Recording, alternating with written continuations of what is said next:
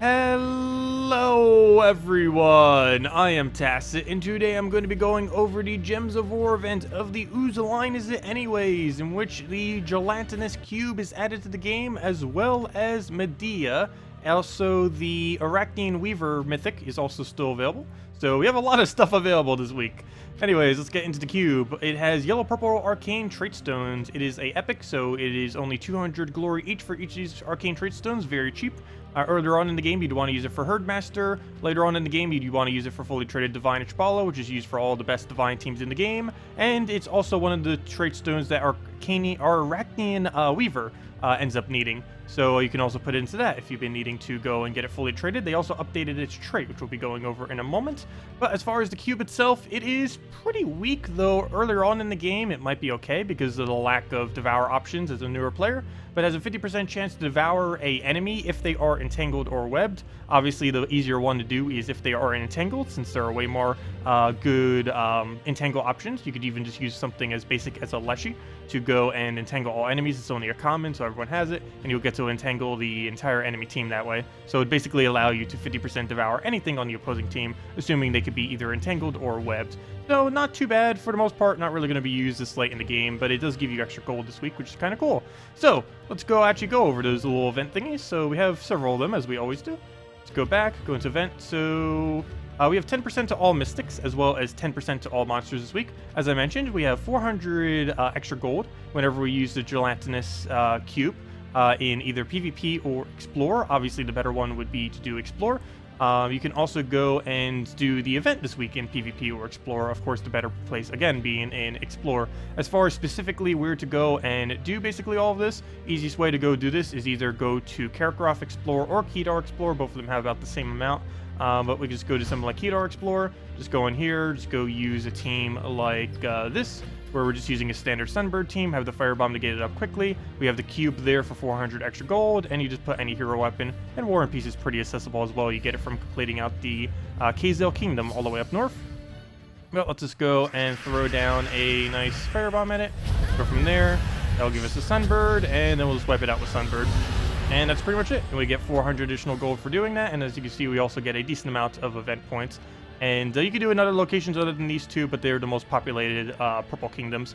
So either Kedar or Kakarot would likely be the best locations to go do that. Next up, let's go over the little buff that ended up occurring.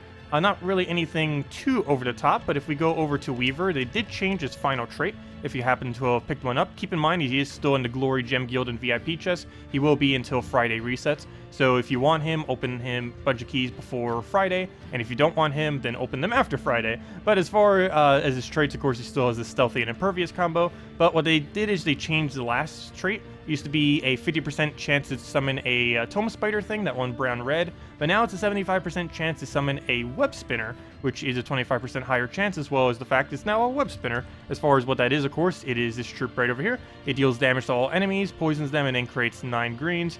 It also has triple skull damage whenever it hits on a poison, which is pretty easy since it poisons all enemies. Do keep in mind, there's more things immune to poison than any other status effect, but it can also web, which synergizes with the fact that this one also mass webs.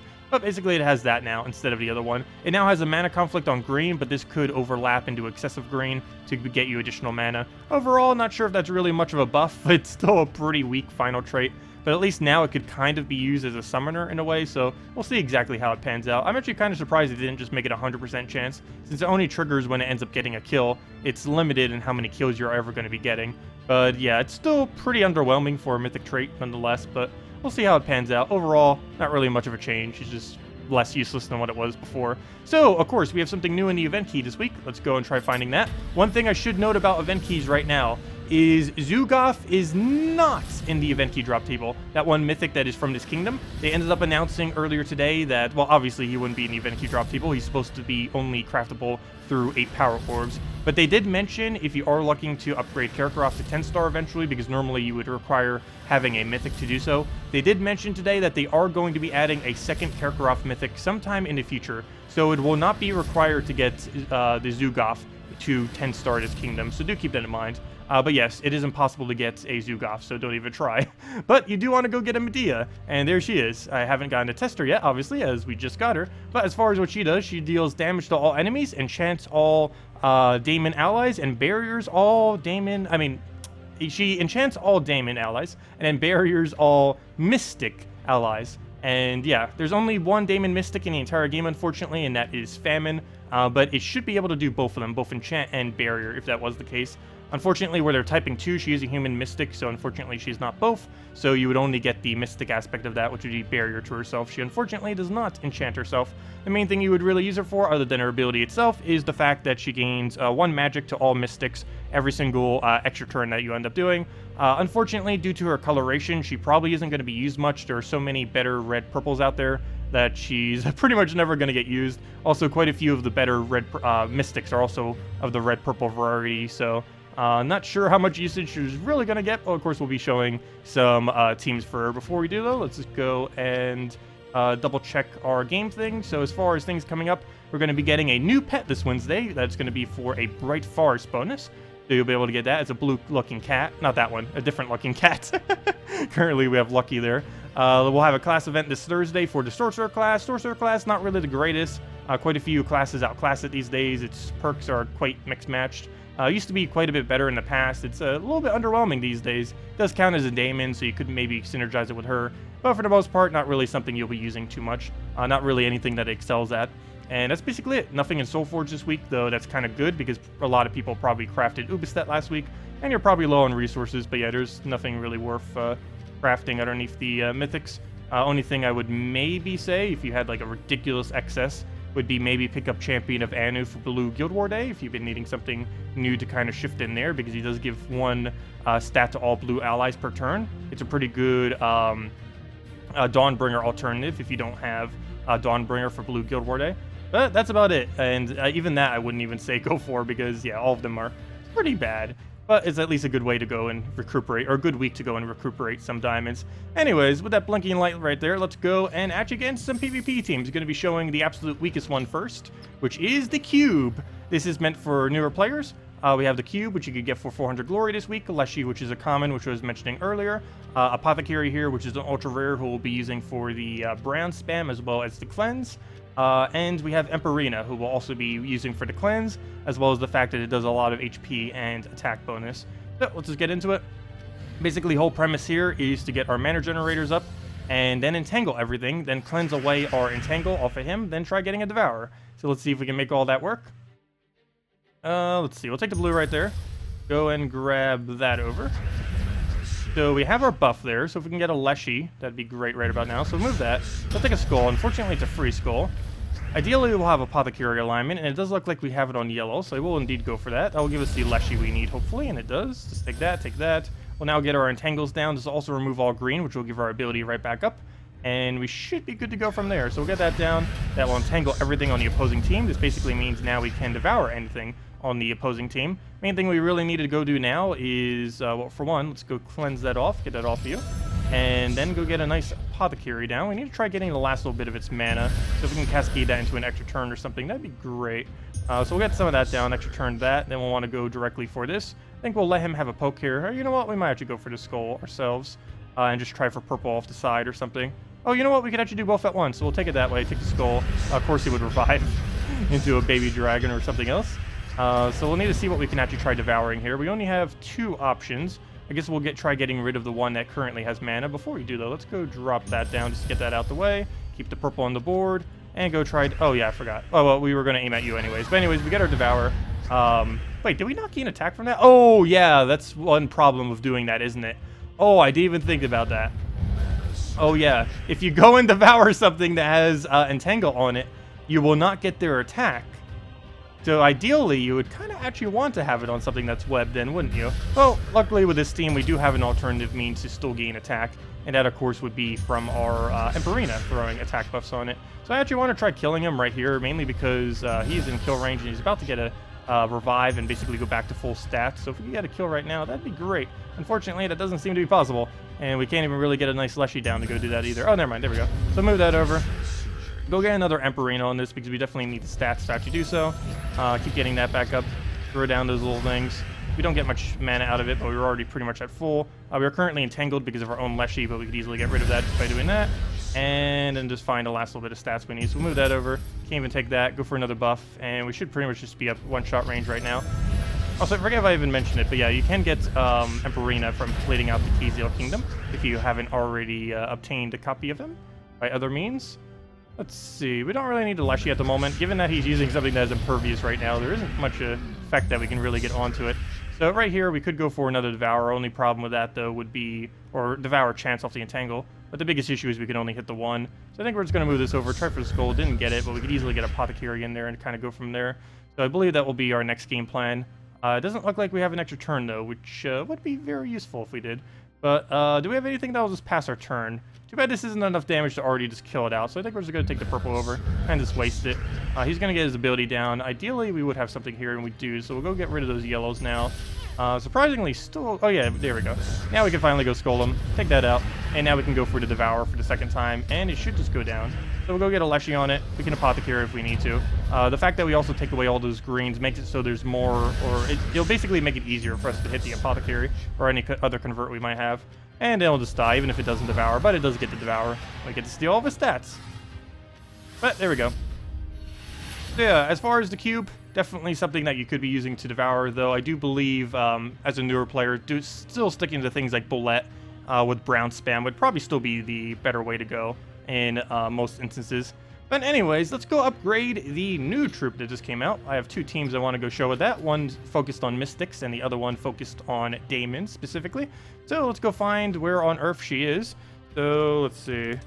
There she is. Let's go get her maxed. Go and get her... Never mind, we can't ascend her. Unless we used an orb, but we'll go get that up. Go get the leveling up. And should be good from there. So we'll go max that up. Okay, so with this thing now maxed, let's go and use it. For the first one here, we're going to be using Azura. Oh, well, if I put her in a team. We're going to be using Faunessa, Azura, Medea, and Famine. As I mentioned, Famine is the only Daemon Mystic in the game that covers both of them, so it should get both Barriered and Enchant when we cast this, similar to other things. We're just going all in on purple. One nice thing about Faunessa, since she does start with Empowered, is we will be able to go immediately into our Azura there, get all of the mana we need, and then just kind of keep spamming from there. So right here, we'll just take whatever we see. We deliberately want to not cast this unless we're starting to get low on durability. Basically, only do it as a last resort. But we'll just keep poking mana until we kind of get to a point where we can start at least looping our mana or getting some amount of spam into it. So far, not much we could really take that's going to be too useful. So we'll just take this green over for now. Try for the purple, didn't get one. Ideally, this purple will surge, and it does. We get 3 additional purple right now, 2 off our banner and the other one off the trait itself on the first one. So we'll go for a nice Azura here. Not the greatest amount of blues there, but we'll still get that. Nice Famine. We actually have it right now. Famine is insanely good against half mana starts, since you can just get a gigantic burst right off the bat. Not sure which one I would actually consider the biggest threat. I almost consider his first thing to be the biggest threat. Main reason I say this is because we're going to easily be able to outpace him with a Famine.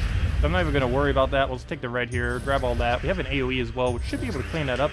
How much damage do we have? 31 damage. It's actually not too bad of a AoE hit.